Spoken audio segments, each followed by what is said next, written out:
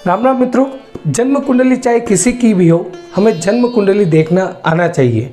और हमारे वीडियो देखकर आप जन्म कुंडली देखना सीख सकते हैं। जन्म कुंडली में दोष कैसे देखें, राजयोग कैसे देखें, ये सभी आप सीख सकते हैं। आज इस वीडियो में हम बात करेंगे शनि ग्रह के बारे में। मित्रों, जन्म कुंडली में शनि ग्रह यदि इन स्थान में से किसी एक स्थान में बैठा हो, ये जन्म कुंडली का पहला स्थान होता है। अब यहाँ पर नंबर जो है वो राशियाँ होती है, तो राशि कोई भी हो सकती है। आपको देखना है कि शनि ग्रह यदि इन स्थान में से किसी एक स्थान में बैठे हो, या पहले स्थान में हो या तीसरे स्थान में हो, ये जन्म कुंडली का तीसरा स्थान है, ये 5वां स्थान है, ये 8वां स्थान है और ये 11वां स्थान है।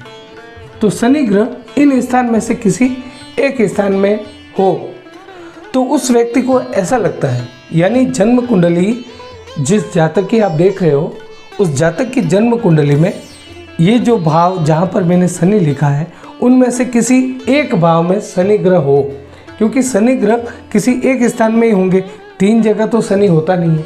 तो इस तरह आपको देखना है कि शनि ग्रह या तो पहले स्थान में या तीसरे या 5वें या 8वें या 11वें स्थान में से किसी एक स्थान में हो, तो उस व्यक्ति को ये लगता है कि वही दुखी व्यक्ति है।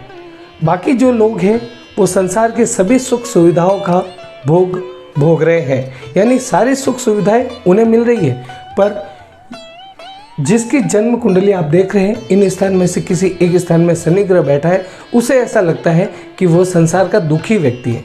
उसी के जीवन में समस्याएं आती हैं, उसी के जीवन में बार बार संकट आते हैं मित्रों। और यहाँ तक तो ठीक है, उसके अलावा उसे ये लगता है कि भगवान उसे केवल दुख ही देते हैं।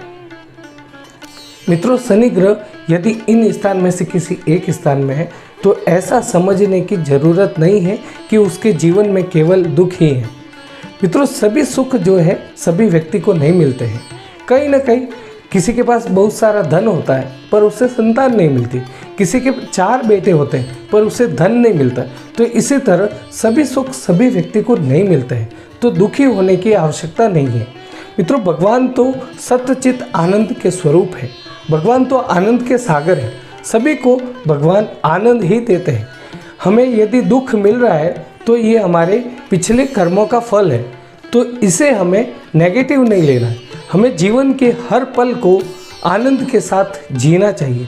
इससे क्या होगा, हमारे जो जैसे कि तराजू होता है, एक पलड़ा जो है वो सुख का है और दूसरा पलड़ा जो है वो दुख का है। यदि हम सुख और दुख में सदैव समान रहेंगे तो वो पलड़ा जो है हमेशा सुख का पलड़ा होगा, वो भारी हो जाएगा और हमारे जीवन में हमें हर एक पल सुख की अनुभूति होगी। तो मित्रों, आप समझ गए होंगे कि जीवन में हमेशा हमें कभी भी, चाहे कैसा भी वक्त आ जाए, कैसा भी समय आ जाए, दुखी नहीं होना चाहिए। दुख को भी हमें आनंद से जीना चाहिए। मित्रों, आपके घर में, रसोई घर में कुकर देखा होगा। कुकर हमेशा सीटी बजाता है, पर उसके नीचे आपने देखा है आग जल रही होती है, फिर भी वो सीटी बजाता है। तो कुकर से भी हमें ये सीखने को मिलता है कि जीवन के हर पल को खुशी से व्यतीत करना चाहिए, हर पल को आनंद से बिताना चाहिए, तो हमारे जीवन में हमें हमेशा सुख की अनुभूति होगी। तो मित्रों, ये थी एक छोटी सी जानकारी जो मैंने आपको दी। फिर मिलेंगे नई जानकारी लेकर। धन्यवाद।